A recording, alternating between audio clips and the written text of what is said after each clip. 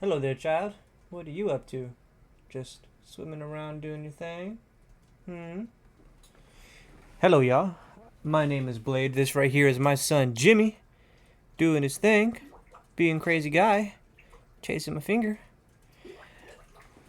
In this video, we're going to talk about everything that happened last week in the NFL and then make some pretty not great predictions for next week in the NFL. In this corner, I'm going to keep a little record of how I did throughout my predictions. If I got a prediction wrong, that number will be red. If I got a prediction right, that number will be green. You guys ready? Let's get into it. Riley! Is somebody a hungry guy? Somebody a hungry guy? That's a bit much. I'm just spilling that everywhere. Okay, I will clean that in a second. I'm gonna dump it on your head. You ready? There you go, buddy. There you go, right there. Bone apple teeth. Enjoy that.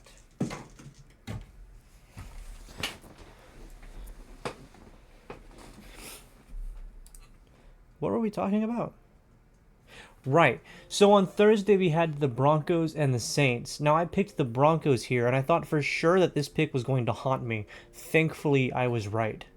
Not about them, not about the pick haunting me, but about my prediction being my prediction was right.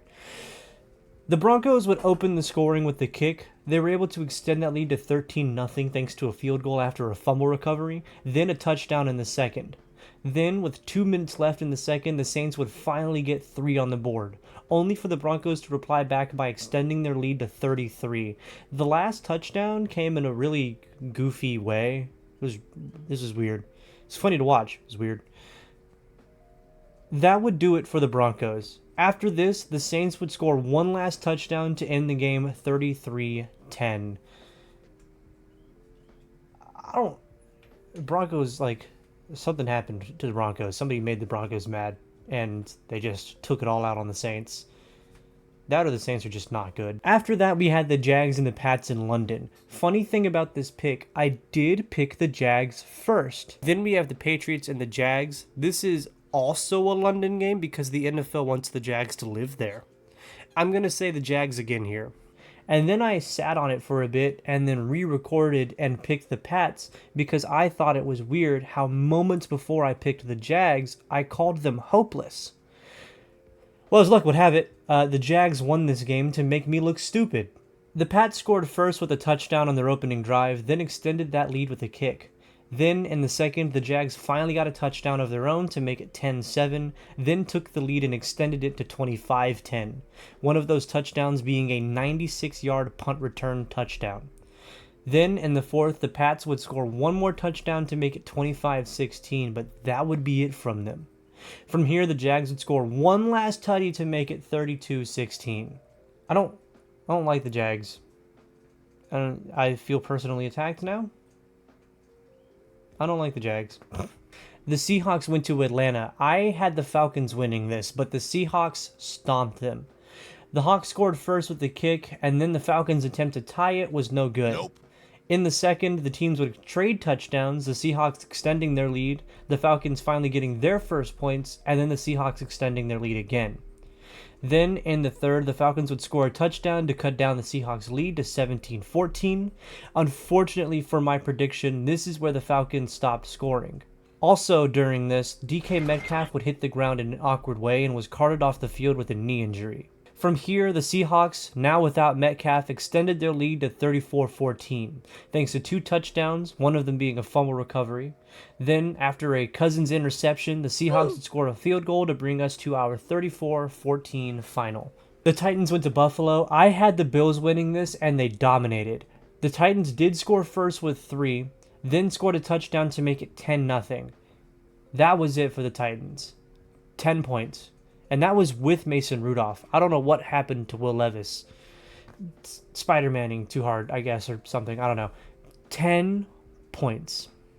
From here, the Bills would dunk 34 points on the Titans' heads. 1 touchdown coming from Amari Cooper. His first touchdown as a Bill. Let me just add here, Coop looks really good in a Bills uni. The last touchdown came from an interception to Damar Hamlin that led the Bills downfield to put the nail in the coffin, ending this game 34-10. The Bengals went to Cleveland. I said the Bengals would win, and they did. The Bengals scored on kickoff, Charlie Jones taking the kick 100 yards to the house to open this game. The Browns had a chance in the first to put up 3, but the kick was wide. Nope. In the second, Deshaun Watson would pop his Achilles and get carted off the field while in tears, while fans all over celebrated.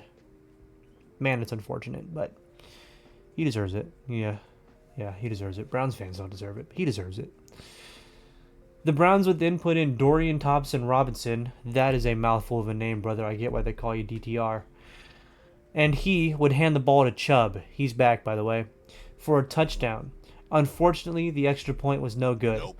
This was followed by the Bengals extending their lead to 21-6. This is where the Bengals would stop scoring. From here, the Browns would try clawing their way back. There was a chance for the Bengals to extend their lead again, but the kick went wide. Nope. The Browns would then close out this game with Jameis Winston, and late in the game, he would find Njoku for a touchdown. Then Tillman for the 2-point conversion to end this game 21-14. Yikes, brother. That's all I got to say about that. It's just yikes. Then we had my Texans in Green Bay. Full honesty, I knew this game was going to be good, and I was excited for the matchup. I will forever be excited for this matchup. However, I did not have high hopes of us winning this game. That being said, the Texans were able to capitalize early on an interception, but we had to settle for a kick. Then in the second, the Packers put up 7 to take the lead. Then, after a really strange punt situation where the ball touched a Packers player, the Texans were able to fall on the ball in Packers territory and score a touchdown with Joe Mixon. Joe Mixon was working a lot this game. This was followed by the Packers taking the lead again with Dontavian Wicks. We then brought it to a 1-point game with the kick. Then, after a Love interception, we were able to take the lead again with Joe Mixon, but the 2-point conversion was no good. Then in the third, the Packers would take that lead again. Then, with a little less than 2 minutes left in the game, the Texans would take the lead with a kick, but left too much time for the Packers, who marched downfield and kicked the game-winning field goal with a rookie kicker, which is really embarrassing. Embarrassing. A lot of factors played into this loss. We had a lot of key defensive injuries. Our O-line was taking Ozempic, and the pocket was non-existent. Also, the play calling was a little... That being said, I see a lot of people, mainly on Twitter, calling for Bob's job. Bob, throw me! Bob, throw me! Okay. Incredibles, thank you. I see a lot of people, mainly on Twitter, calling for Slowick's job, and that feels a bit much. I don't know. I don't know. We need to do better next week. We'll get better. I promise. It's fine. Calm down. This game was also super chippy for no reason at all. I get Diggs and Jair Alexander have some beef. I'm aware of that. I knew it would carry over once he started playing for us. I just wasn't expecting all the Packers to want to fight all of the Texans. I mean, that was just... Guys, calm down. It's only a game. Why you have to be mad? The Dolphins played against the Colts. I had the Colts winning this, and they did. The Dolphins scored first with a touchdown in heavy traffic. Then the Colts marched all the way down the field, only to fumble the ball on 2nd and goal, giving it right back to the Dolphins. Thankfully for them, the Dolphins did nothing with it. Then, late in the second, the teams traded kicks, the Dolphins extending their lead to 10-0, and then the Colts getting their first points on the board. This, however, is where the Dolphins would stop scoring. Again, 10 points. That's it. From here, the Colts would fight back, tying the game with a touchdown, then taking and extending the lead with 2 kicks. There was a chance for the Dolphins to tie it at 13, but the kick hit the upright and fell no good. The Colts win this one 16-10. Then the Lions went to Minnesota. I said the Lions would win here, and they did. The Vikings scored first, then extended that lead to 10-0 with the kick. This was followed by the Lions scoring with Jahmyr Gibbs to make it 10-7. Then the Lions taking and expanding their lead with 2 more touchdowns after that to make it 21-10. Then, in the third, Sam Darnold would find Jefferson for a touchdown to make it 21-17.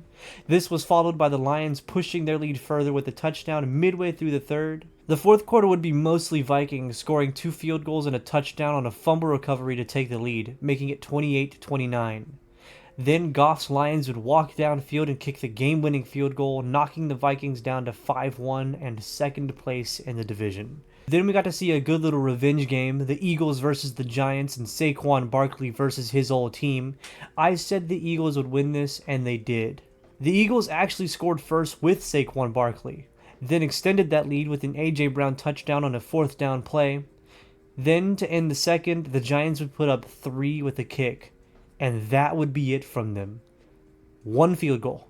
From here, the Eagles would dominate and build their lead up. The Eagles beat the Giants 28-3. Sorry, Falcons fans. No offense, man. Sorry. The Raiders went to LA to play the Rams. I said the Raiders would win here because they felt like the stronger team, and then they lost to the Rams to screw with me. The Raiders scored first with the kick in the second after a whole lot of nothing in the first quarter. Then, after a Minshew interception, the Rams would take the lead with a touchdown, then extend that lead after a scoop and score, making it 14-3. The Raiders would then end the second with a field goal to make it 14-6. Then in the third, Minshew would throw another pick, and the Rams would capitalize with a touchdown to make it 26. That would be it from the Rams. From here, the Raiders would try to fight back, scoring 2 field goals to make it 2012. Great year, thought the world was ending. The Rams had a chance to extend their lead, but the kick doinked off the upright. Then the Raiders would get downfield, but would have to settle for one last field goal to give us the final of 2015. What an amazing year 2015 was. Don't ask me about anything that happened, because I don't really remember, but what an amazing year. The Panthers went to Washington and got decimated. I said the Commanders would win here, and man, did they. The Commanders scored first on a pick 6 on the Panthers' opening drive, then extended their lead with a field goal. Unfortunately, after this, Jaden Daniels sustained a rib injury and would be pulled from this game. He did not want to go. He was fighting everybody to try and stay in the game. Love to see it, man. The Commanders would put in Marcus Mariota, and from this point, the Commanders would proceed to drop 27 more points on the Panthers' heads. Then, in the fourth quarter, the Panthers would finally score a touchdown to make it 37-7. This would be followed by the Commanders getting one last field goal to end the game, 40-7. Almost said 47-7. That'd have been crazy. The Chiefs went to play the 49ers for a Super Bowl rematch. I had the Chiefs winning this because they're the Chiefs, and that's what the script wants. They won. The 49ers scored first with a field goal towards the end of the first quarter. The first quarter was sort of just a battle on who could turn over the ball the most. Then, in the second, the Chiefs scored a touchdown to take the lead, then extended that lead with another one. The 49ers would end the second with the field goal to make it a one-possession game. Then, after a Mahomes interception, the 49ers would score a touchdown to make it 14-12, but the kick to make it a one-point game was no good. The Chiefs would then start the fourth with a touchdown, Mahomes taking it in himself. It looked like the 49ers were going to quickly respond, but an interception in the end zone on 3rd and goal would kill that. This would allow the Chiefs to score one more touchdown to make it 28-12. Then, late in the game, the 49ers would score one final touchdown to bring us to our final of 28-18. The Chiefs are 6-0, and it's beyond me how. Mahomes has been terrible lately, and yet they still win. In this game, Mahomes went for 154 yards, 0 passing touchdowns, and 2 interceptions. He completed 16 for 27 attempts. Then, Sunday night, the Steelers, with Russell Wilson at the helm, went to MetLife to play the Jets. I said the Steelers would win this one, and they did. The Steelers would score first, putting 3 on the board. This would be followed by the Jets scoring a touchdown to take the lead. Then the Steelers would make it a one-point game with the kick. After this, there'd be a really weird situation with a challenge call, but the challenge flag was thrown right as Rodgers threw a touchdown to make it 15-6, and that's where the Jets would stop scoring. From here, the Steelers would pour 31 points on the Jets, blocking any attempts at another Jets score to bring us to our final of 37-15. Davante Adams has now lost back-to-back weeks against the Steelers. One as a Raider, now one as a Jet. Tragic, man. Tragic. I think, I don't know, worst case scenario, by the trade deadline, he is no longer a Jet. He probably is a Steeler now. Then there were two. Monday night. To start us off, the Ravens went to Tampa. I said the Buccaneers here, and I was very wrong. The Bucs scored first with a Mike Evans touchdown and then extended that lead with a kick. Then, in the second, the Ravens scored a touchdown to make it 10-7. Also in the second, the Buccaneers lost Mike Evans to a reactivated hamstring injury. Then, after a pick in the end zone, the Ravens would march all the way downfield and score another touchdown to take the lead. Then, after another Mayfield interception and many tries for a touchdown, the Ravens would kick a field goal to make it 17-10 and then continue to pour it on, eventually making it 34-10. Then, at the start of the fourth quarter, the Buccaneers would score on a scoop and score, with McCollum carrying like 20 people on his back. Unfortunately, this was called back. The Bucs would get the touchdown back later and a 2-point conversion to make it 34-18. This was followed by the Ravens scoring one last touchdown to make it 41-18. From here, the Buccaneers would try clawing back, scoring 2 touchdowns to make it 41-31. Unfortunately for the Buccaneers, in garbage time, Chris Godwin would break his ankle trying to catch the ball in a highly contested area. He might be out for the season. Actually, he's out for the season. That brings us to our final game of the week. Chargers-Cardinals. I feel like whenever the NFL does the 2 Monday night game things, one of the games is always a bit exciting and a bit entertaining and will get talked about for a bit, and the other game is an absolute snooze fest. I said the Chargers would win this, and they almost did. It didn't happen, but they almost did. After a whole lot of nothing in the first quarter, the Chargers would get their first points with the kick in the second. Then, midway through the second, the Cardinals would take the lead with a touchdown. In the third, the Chargers would kick another field goal to bring this game within 1. The score would stay this way until the end of the third, where the Chargers would, you guessed it, kick a field goal, this time to take the lead. The Cardinals would open up the fourth with Kyler Murray running 44 yards to the end zone for a touchdown to make it 14-9. Then you want to know how the Chargers responded? If you guessed a field goal, you'd be right. And then the Chargers took the lead. Guess how? This from 40 yards out. And he is still absolutely flawless tonight. What a drive, guys. After this, the Cardinals would flex their kicker and win on a walk-off field goal. There was no touchdowns on the Chargers' part. All kicks. All kicks. No touchdowns for the Chargers. All kicks. Very boring. Very boring game to watch indeed. Alright, that brings us to my Week 8 predictions. This is where I look at the matchups and tell you who I think is going to win. But before I get into that, I wanted to let you know I will not be able to make a Week 8 review video, as I'll be on a little vacation and I won't be near anything to record, edit, or upload.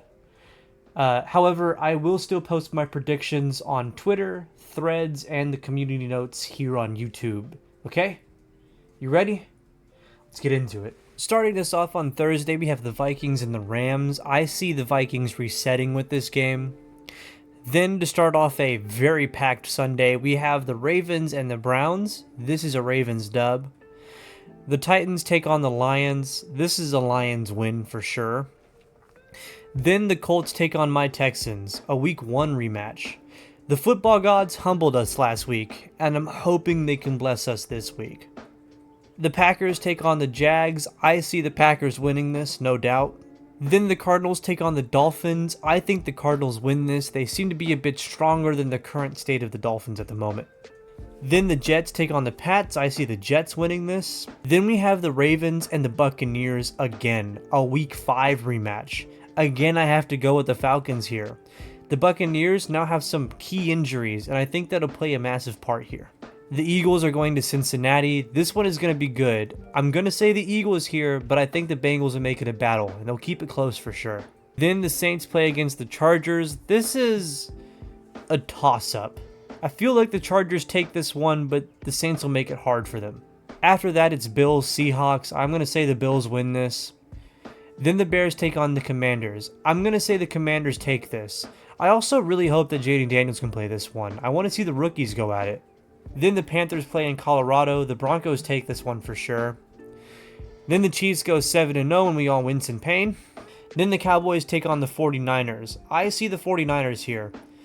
I want to say it's going to be a blowout, just not like Cowboys-Lions level blowout.